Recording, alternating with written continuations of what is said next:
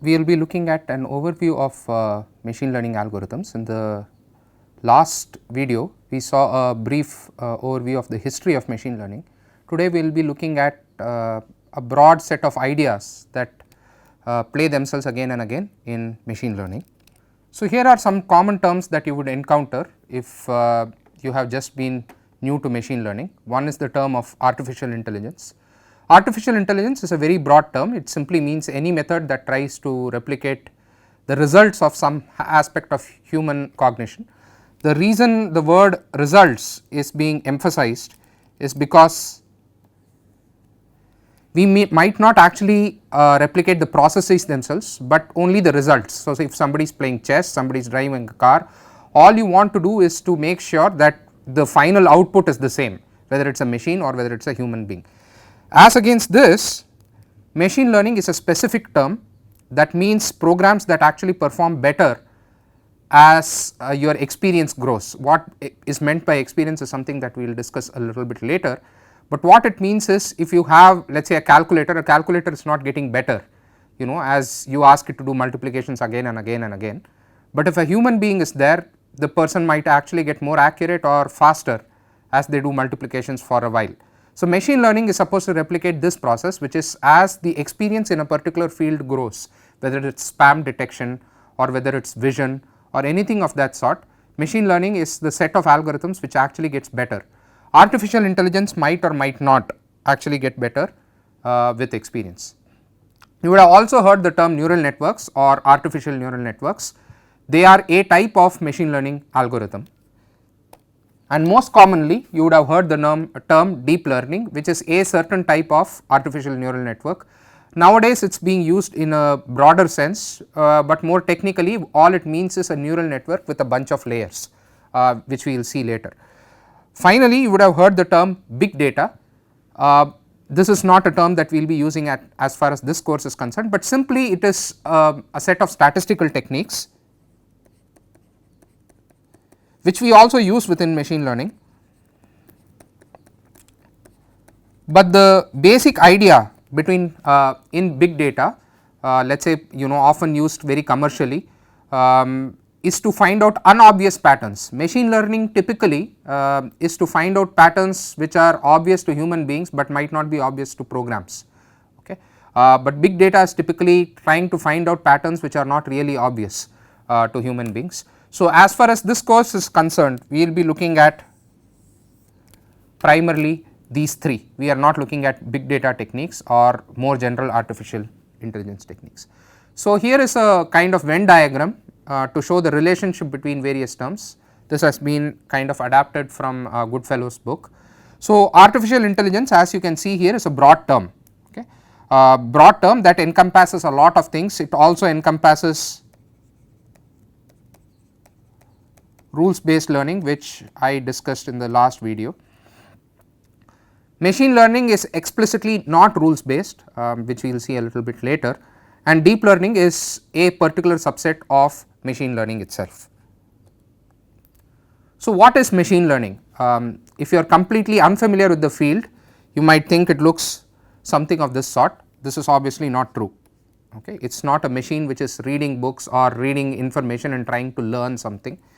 A very simple definition, which is from Guo, is that it is simply using data to answer questions. More specifically, an actual machine learning algorithm looks more like this rather than this. It actually looks like this is an algorithm called support vector machines. We will be seeing this later on somewhere towards the middle of this course. So, support vector machines or other machine learning algorithms work as follows. Machine learning is simply a study of computer algorithms that actually improve automatically through experience. Okay. So, the term experience simply means lot of data. Okay. A formal definition which is there in a textbook by Tom Mitchell. This textbook is called Machine Learning.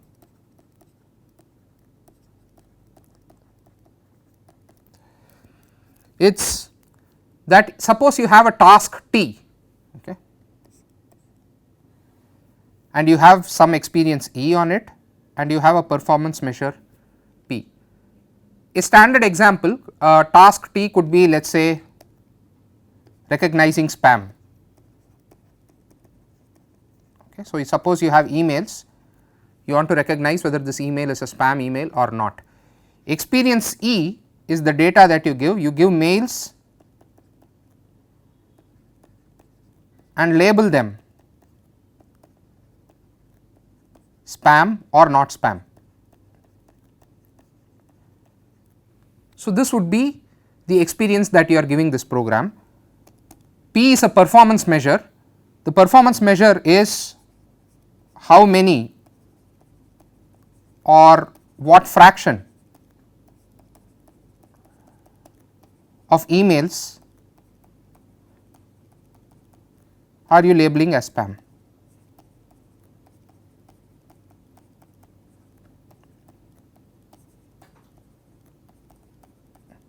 Okay.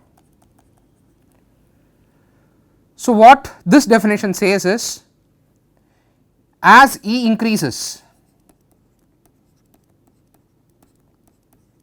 the performance should get better and better. So, any algorithm that achieves this is called a machine learning algorithm. So, here is the machine learning paradigm. Okay. So, this idea is adapted from Pedro Domingo. He has got a very good book and actually multiple sources. He has a course online also, a book called Master Algorithm, which is a popular kind of book. I would recommend that you read it. Also Francois Chollet's Deep Learning with Python book have this idea. So, this is a classical programming thing. So, you have certain rules and you have certain data, it is processed by the program and gives answers. Okay. For example, if you have a classical programming approach to spam detection, you would have certain rules. For example, if there are too many caps, or if the mail talks about money and puts a dollar in the middle, something of that sort, those would be the rules. Then the data would be the emails that you are giving it, and once the rules and the emails are given, it will give you some answer, spam or not spam. Okay. So, the important thing here is these rules are fixed. That would be a classical approach as against a machine learning approach. Now, machine learning approach is as follows: you give the data, which is still the same set of emails,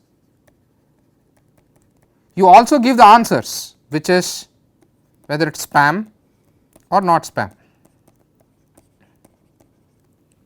and it figures out the rules for itself. Okay. What is the rule that maps this data to this answer? Okay.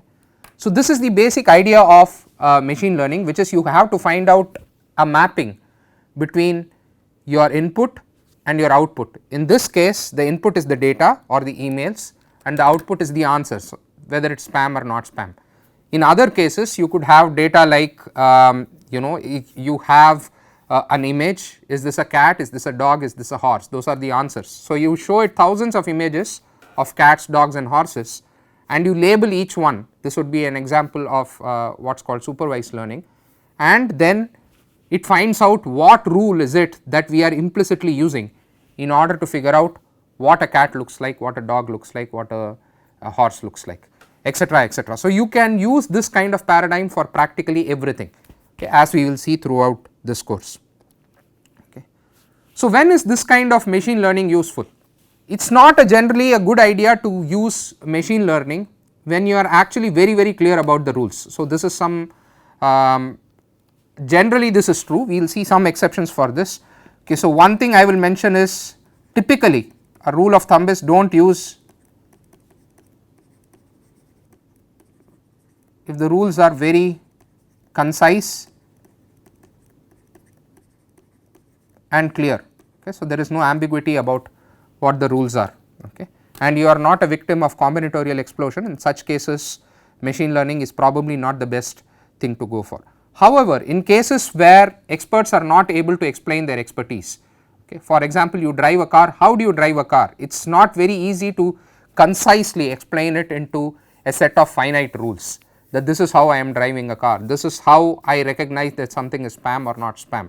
It seems kind of obvious to us when we see our friend, whether this friend has a cap on, a different shirt on, we can immediately recognize that this is the same friend, that our parent is so and so, even a child recognizes this fairly quickly.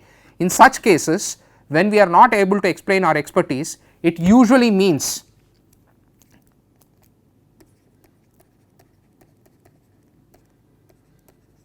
rules are difficult to extract. Okay. The more obvious it is, the more difficult it is to extract the rules. Okay. And usually you will have combinatorial explosion. That is, as the problem gets more and more complex, even for slight amount of increase of complexity, the number of rules that you will have to give are too many. In such cases, it is usually better to use a machine learning paradigm, that is to simply say this is my input, this is my output, figure out the rules for yourself. In certain other cases, even if you might know the rules, though the example that I have used here, even there navigation is a hard problem, even for hazardous environments, it is usually a good idea to use machine learning or any artificial intelligence algorithm. Also, when you have solutions that need to be adapted to very specific cases, for example, if you want a patient specific treatment for their particular history, for their particular allergies, again the number of rules that you will have to give will be too many. So, in such cases also machine learning can be quite useful. Okay. So, here is the fundamental trick that is utilized in most of machine learning. Almost all of machine learning, this uses this fundamental idea, which is every problem that you have, whether it is a face recognition problem, spam recognition problem, fluid mechanics problem, whatever it is, every problem can be posed as a data problem. Okay. A data here means something involving numbers. Okay. And all solutions that we offer can be thought of as a function or a map. So, here is the problem. So, for example, let us say we are doing an image recognition problem. I will go back to the same example. You have an image, you want to recognize whether it is a cat or a dog. Okay. So, the problem is when we get sensory input, this is a qualia, or basically we get qualitative inputs. These are not numbers. So, when you see a cat, almost invariably all you see is certain features of the cat, you see eyes, ears, nose, etc., you do not actually see numbers. However, if you want to turn it into a data problem, you will actually have to somehow change this from an image to numbers. Okay. So, these images which we are getting as inputs for our problem, these qualitative inputs have to be turned into numbers, and after this transformation, this is called an input vector. This is what goes into the program. Okay. So, when I had the box and we had data coming in here, that was this. Those are the input vectors that you are giving to the problem.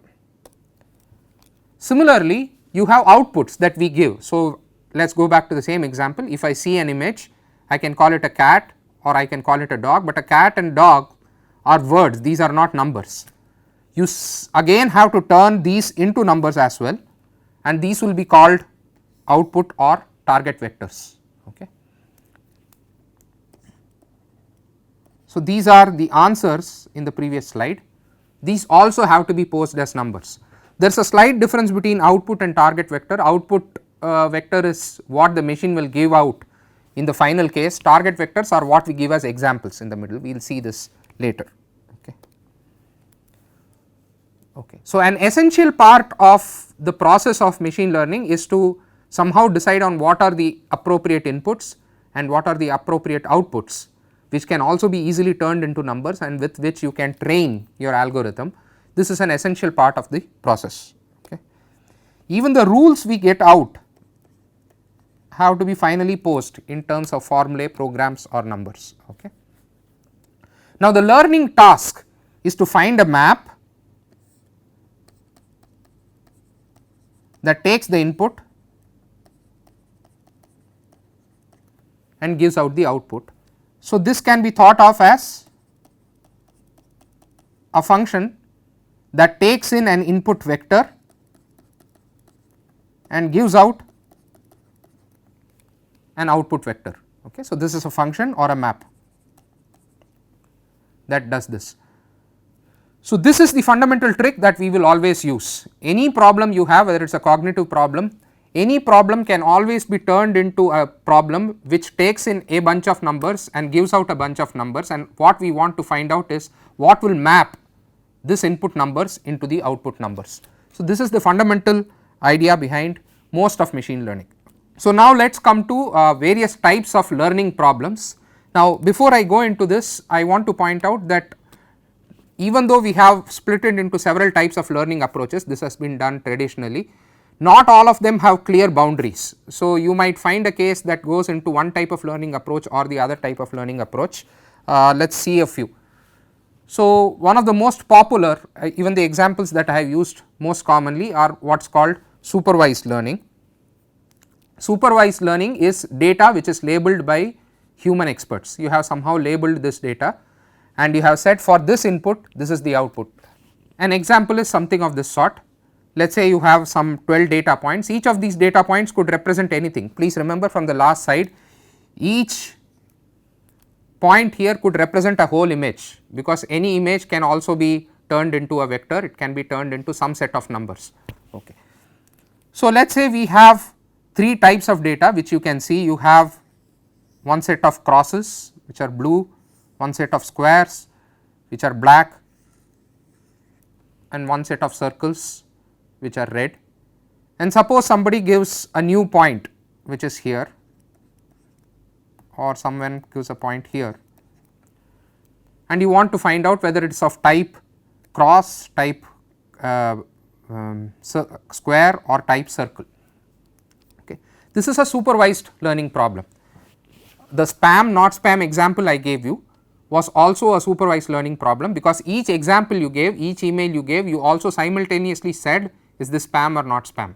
So, your data set, if it is labeled by a human expert already and tells you example outputs, that is a supervised learning problem. Okay. So, some examples are labeling images, speech recognition, optical character recognition, which is to turn written stuff by human beings into actually finding out whether this is is this S, T, etc. This is called optical character recognition. When you do handwriting recognition or printed material recognition out of images, that is a supervised learning problem. So, a large class of problems actually can be turned into supervised learning problems. Another important category is what is known as unsupervised learning. In this case, the label for the data is not given. So, let us see the same data here, except the difference is that instead of giving cross, square and circle, I have not made any distinction between the data. Nonetheless, as human beings we can automatically recognize that there are some clusters here, that this might be one type of data, this might be another type of data, and this might be a third type of data. In such cases, supervision or labels are not given. Nonetheless, we are supposed to automatically recognize the natural clusters that are forming. Okay. So, such cases can be used in multiple applications, such as you have, let us say customers above 40 are purchasing in a certain way, customers below 20 are purchasing in a certain way, but you do not know a priori that these are customers above 40 and these are customers below 20, etc., but you see certain buying patterns. In such cases, data will naturally form clusters and the machine is supposed to recognize automatically, even though it seems obvious to us, but the machine is supposed to recognize through some algorithm that this is one cluster and that is another cluster. So, in such cases, detecting new diseases, finding out, let us say something like credit card fraud, a customer has been purchasing in a certain way for a long time and suddenly there is a change in pattern of purchase, that would be an anomaly detection, and that is a type of unsupervised learning problem. There are some other types of learning approaches which often lie at the interface of supervised and unsupervised learning. One set of problems that we will be looking at are what are called generative approaches.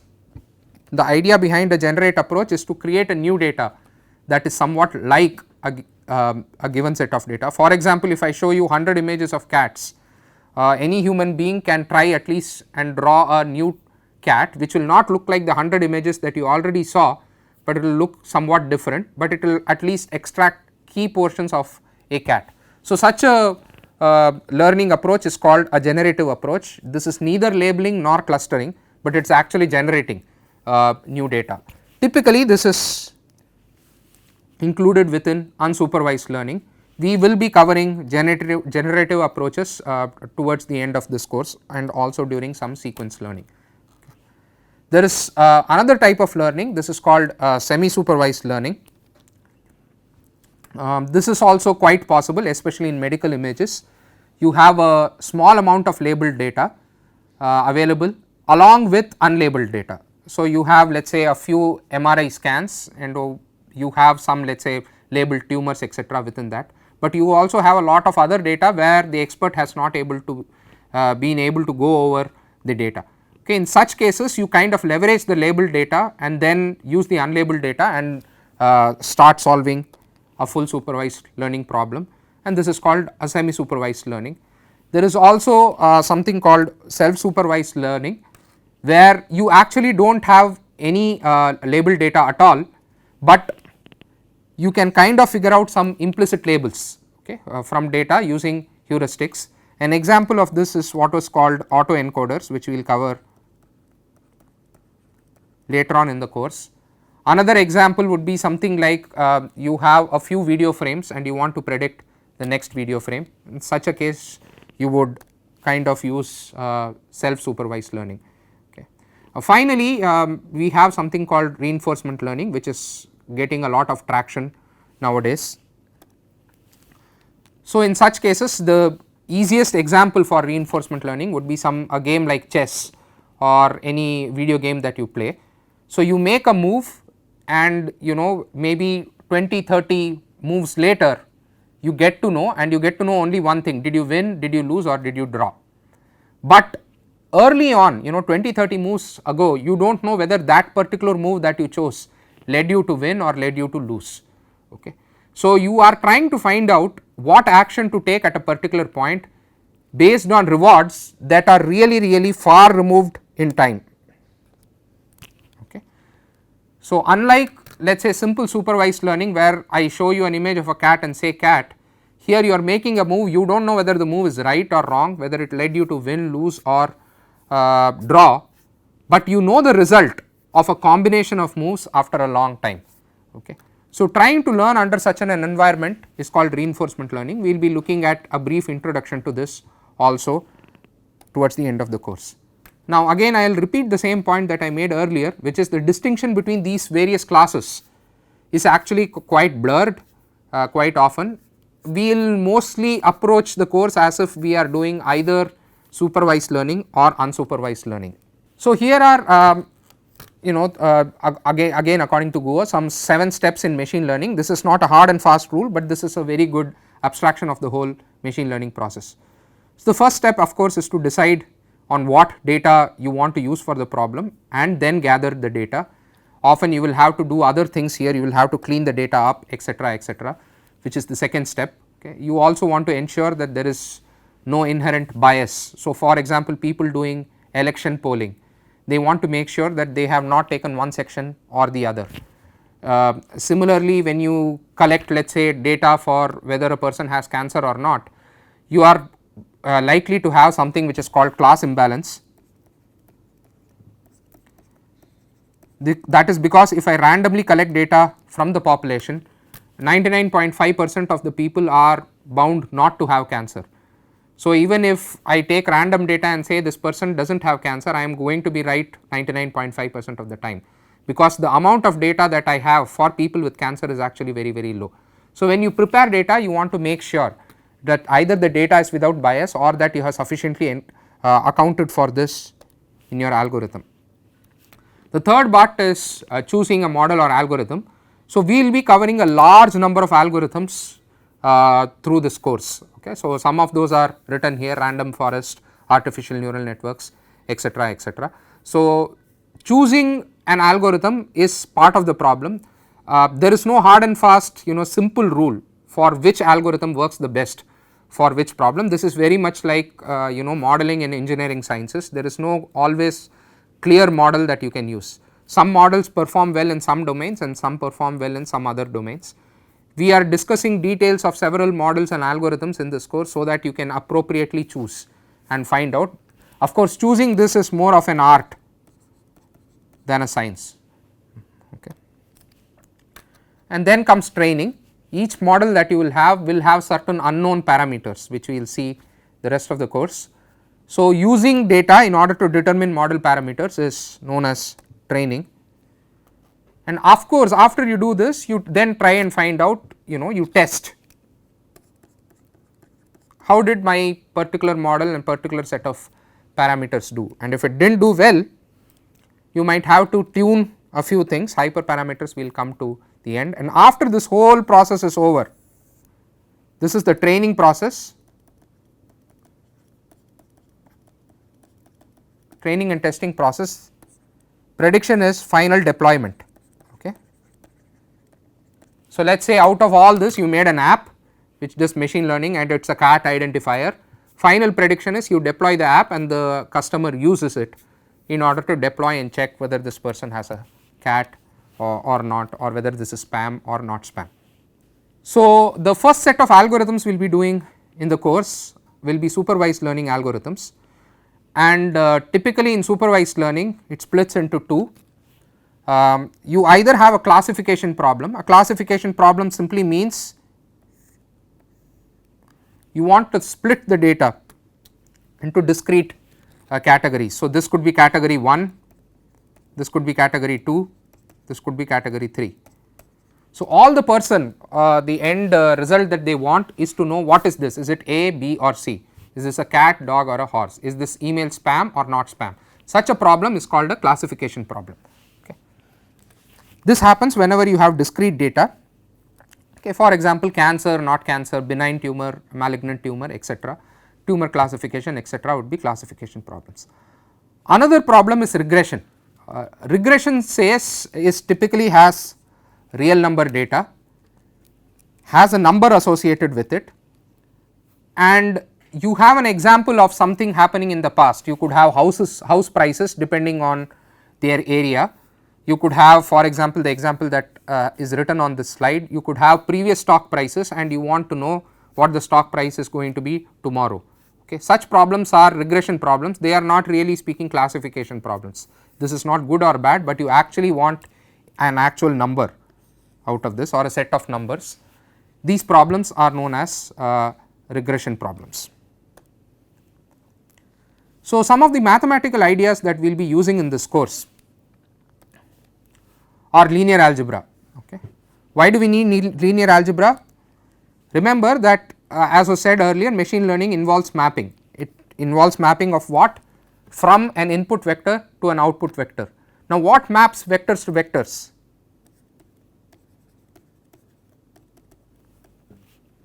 This is a series of matrices. Okay.